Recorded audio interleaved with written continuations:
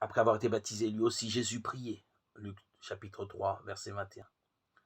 Le texte biblique de la création du monde dans le livre de la Genèse ne mentionne pas explicitement la présence de l'Esprit Saint. Il dit seulement « le souffle de Dieu planait au-dessus des eaux ». Genèse 1, 2.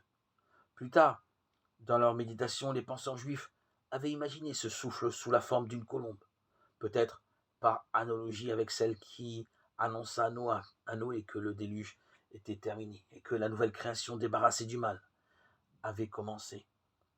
Or, après le baptême de Jésus, l'Esprit Saint vint se poser sur lui sous la forme d'une colombe.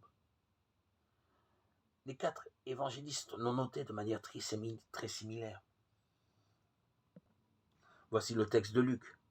L'Esprit Saint, sous une apparence corporelle, comme une colombe, descendit sur Jésus.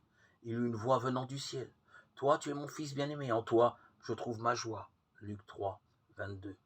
Saint Jean ajoute que la colombe a demeuré sur Jésus, Jean 1, 32, et que c'est à ce signe que Jean-Baptiste a reconnu dans le nouveau baptisé le Messie attendu. Si Jésus est Dieu, Fils de Dieu, comme nous le professons, l'Esprit de Dieu est en lui depuis toujours. Il ne l'a pas reçu ce jour-là, mais ce jour-là, ce fut rendu visible et manifeste. Il semble bien que seul Jean-Baptiste et Jésus lui-même aient entendu la voix venue du ciel et vu la colombe qui annonçait la présence du Fils de Dieu au milieu des hommes et le début de la nouvelle création. Aucun des 4 évangélistes ne laisse entendre que d'autres personnes en aient été témoins.